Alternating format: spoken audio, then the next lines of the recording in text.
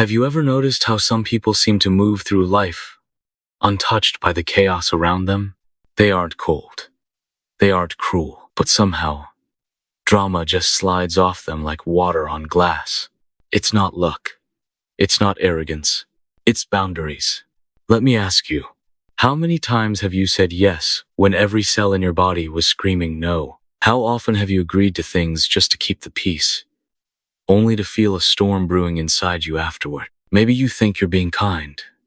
Maybe you think this is love. But what if I told you, the price of always being available, of always saying yes, is the slow erosion of who you truly are? As children, we learn early. Be helpful. Don't make waves. Say sorry, even when you're not at fault.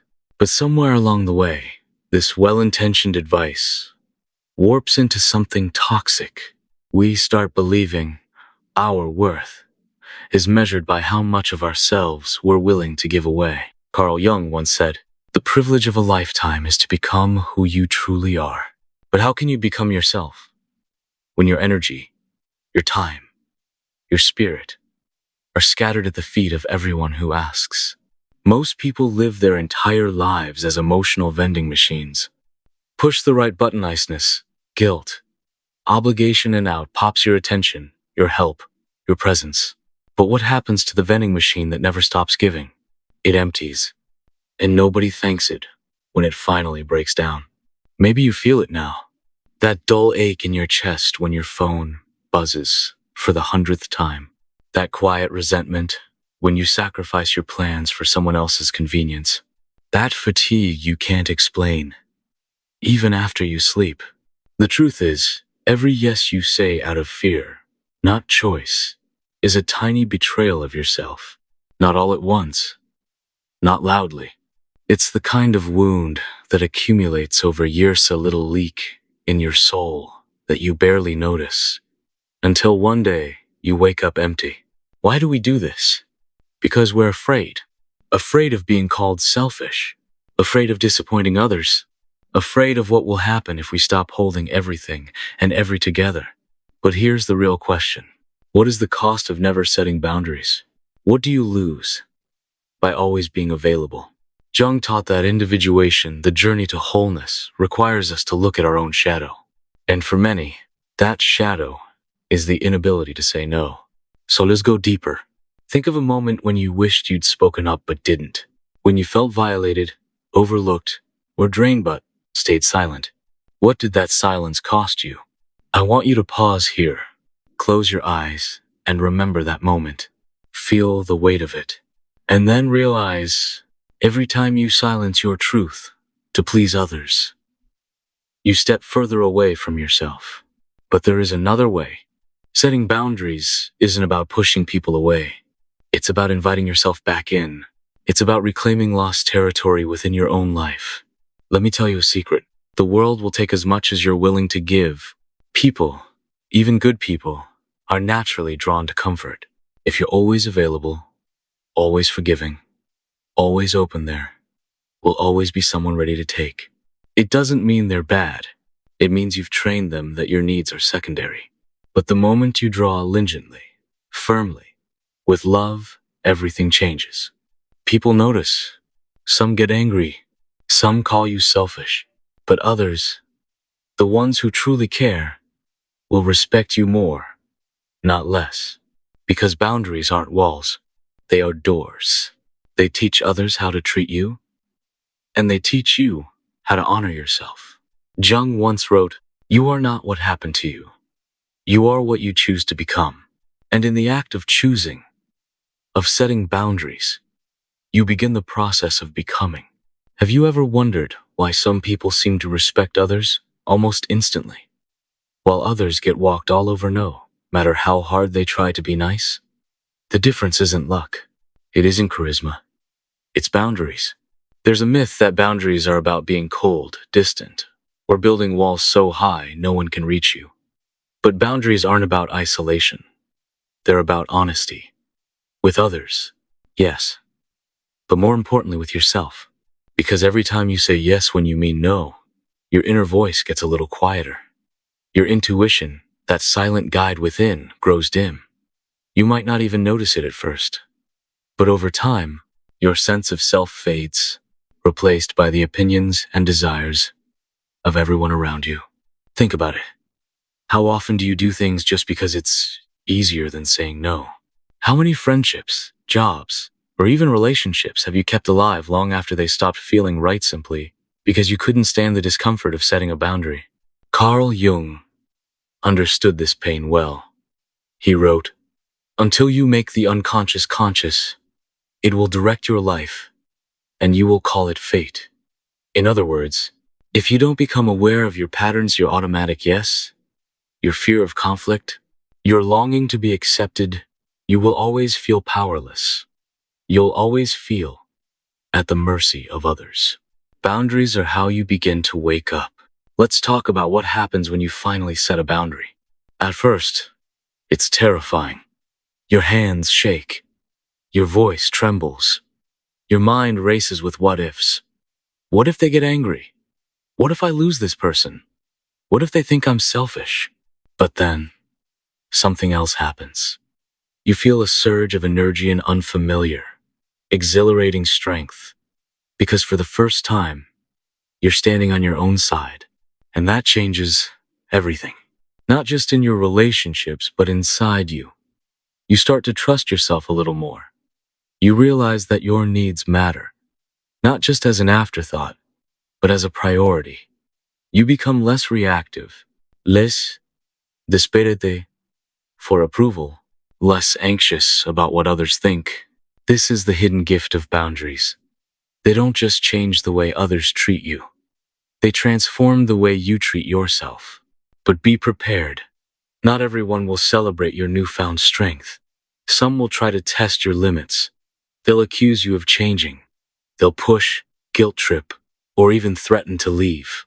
Why? Because when you set a boundary, you force people to confront their own patterns. You shine a light on the unspoken contracts that have governed your interactions for years. And some people, frankly, aren't ready for that light.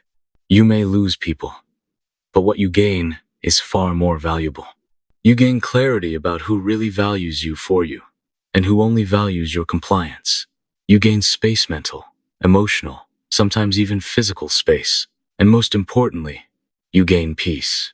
Because when you finally stop giving yourself away, piece by piece, to everyone who asks, you find that the person who remains the one inside is worth protecting. So what does setting boundaries actually look like? It's not always dramatic. Sometimes it's as simple as waiting before you answer a message. It's saying, "Let me get back to you on that." Or, "I'm not available right now, but thank you for thinking of me." Other times, it's more direct. "I don't feel comfortable with that. I can't help this time. I need some time alone." Notice something. None of these are cruel. None of these are selfish. They are simply honest. And honesty, especially with yourself, is the foundation of any real transformation. Jung believed that boundaries are an essential part of the process he called individuation, the journey of becoming fully yourself. This journey isn't for the faint of heart. It demands courage. It demands patience. But, above all, it demands that you love yourself enough to disappoint others rather than betray yourself. And every time you set a boundary, no matter how small, you are practicing that love. You might remember a time when someone crossed your boundary so quietly, you didn't notice it at first. Maybe it was a friend who always expected you to drop everything for them, a partner who dismissed your feelings, or a boss who assumed your time was limitless. At first, you justified it. You told yourself it was just a small thing, no big deal. But one day, the small things added up. You found yourself exhausted, resentful, struggling to recognize the person you'd become. This is the hidden cost of living without boundaries. You start to lose yourself, bit by bit, until you realize you're living someone else's life. Setting boundaries is how you take your life back. It doesn't have to start with a dramatic confrontation. Sometimes, it's a simple, calm sentence. "I can't talk right now, I need to rest." Or, "That doesn't work for me." And sometimes, It's just allowing yourself to pause before answering, instead of jumping to please. There's a moment of discomfort when you first do this. You worry you'll hurt someone, or that you'll seem selfish. But that discomfort is a sign you're breaking an old habit, the habit of abandoning yourself. Over time, something beautiful happens. The people who truly care about you begin to respect your limits. You start to feel lighter. Your anxiety goes down. Your relationships become more honest, more equal. But there's another side to boundaries, one we rarely talk about. Sometimes, the person who needs your boundary the most is you. It's easy to think boundaries are only about saying no to others. But what about saying no to yourself? To the parts of you that always want to please, that crave approval, that are afraid of being alone. Carl Jung believed that the greatest battles are always within. When you set a boundary with yourself, when you say, I won't check my phone at midnight, or I won't accept blame that isn't mine, you reclaim your personal power. You begin to see yourself not as a victim of others' demands, but as the author of your own story. This isn't just theory.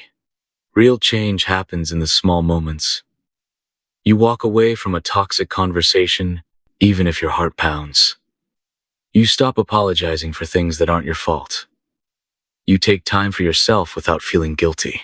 And slowly, you start to recognize a new feeling. Self-respect. Not the kind you earn from applause or likes, but the kind that comes from knowing you have your own back. There's a paradox here. As you grow stronger in your boundaries, some people will drift away. This can be painful, but it's also a gift. It makes space for people who value the real you, not the version who bends over backwards to please. You begin to see which relationships were built on mutual respect and which relied on your silence. Jung said, loneliness does not come from having no people around you, but from being unable to communicate the things that seem important to you. Boundaries open the door to authentic connection. You don't have to be everything to everyone. You only have to be true to yourself. When you first start setting boundaries, the world doesn't change overnight, but something subtle begins inside you. You begin to see yourself differently, not as someone who simply reacts to the world, but as someone who creates it. Let's imagine two versions of you. In the first, you say yes to every request, answer every message, smooth over every conflict. You're always busy, always needed, always tired. In the mirror, you see someone dependable, but behind your eyes, qui est exhaustion. In the second version, you pause. You consider your own needs before saying yes. You let yourself rest. Let yourself say maybe or not today. You notice when your energy feels drained, and you protect it with care. The difference between these two versions is not selfishness. It's self-awareness. Carl Jung wrote, who looks outside, dreams. Who looks inside, awakes. Boundaries are the daily practice of looking inside, of waking up to your own needs, values, and priorities. Over time, boundaries change more than just your mood or energy. They start to shape your sense of identity. You learn to trust your intuition, your gut feeling when something isn't right. You become more confident, less afraid of others' reactions. You stop explaining yourself for every decision, every no. And you begin to attract people who respect your authenticity, not just your availability. With every new boundary, your life begins to align with your true values. Maybe you find you have more time for things that matter, your passions, your health, your creativity. Maybe you discover that some people grow closer, while others fade away. But the quality of your relationships deepens, because now they're based on honesty, not obligation. You begin to say yes only to what truly resonates with you. Your calendar, your environment, even your conversations start to reflect your real priorities, not just the expectations of others. It's not always easy. There are days when you'll slip back into old habits, saying yes out of fear, accepting guilt that isn't yours, feeling responsible for everyone else's feelings. But even on those days, you're different. You notice the patterns sooner. You forgive yourself, learn, and try again.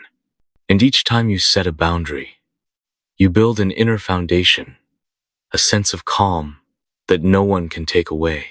Boundaries don't just protect your energy. They are the architecture of your inner peace. Jung believed that true transformation doesn't happen in a single moment. It's the result of many small acts, repeated over time, that slowly reshape the way you see yourself in the world. So when you set a boundary, even if it feels awkward or uncomfortable, remember, you're not just changing your relationships. You're building the future version of yourself stronger, freer, more at home in your own skin. If you've made it this far, something in you is ready for change. Maybe you're tired of living on autopilot. Maybe you're done feeling guilty for wanting something different. Or maybe you're simply curious. Curious what your life could look like if you chose yourself, even just a little, every day. This is where everything begins to shift. When you set boundaries, you stop living for the expectations of others and start living for your own purpose. You let go of the need to be liked by everyone because you start to truly like yourself. You begin to understand that real peace isn't the absence of conflict, but the presence of honesty. You become a magnet for respect. People notice your self-possession, your quiet confidence. Some will be challenged by it, even try to test it. But the people who matter, who truly belong in your life, will celebrate your growth. The world may not change overnight, but you do. With each boundary, you become more solid, more rooted in your truth. You start to recognize the signs, the conversations that drain you, the situations that leave you feeling small, the habits that no longer fit the person you're becoming. And you do the hardest thing of all. You let go. You let go of roles that suffocate you. You let go of relationships that only survive because you never say no. You let go of the false comfort of being everyone's problem solver. Carl Jung wrote, "I am not what happened to me. I am what I choose to become." Boundaries are the ultimate act of becoming. They are your declaration to the world that your time, your energy, your soul are precious, and you are done trading them for crumbs. So here is your invitation. The next time you feel that old pull to please, to overextend, to say yes when you mean no, pause. Take a breath. Remember, your value is not determined by your availability. Choose yourself, not out of spite, but out of love. Not to shut the world out, but to finally let your true self in. If this message resonates, share it. Tell your story in the comments. What is one boundary you are ready to set, starting today? Because the truth is, when you set boundaries, everything changes. And when you change, the world can't help but change with you.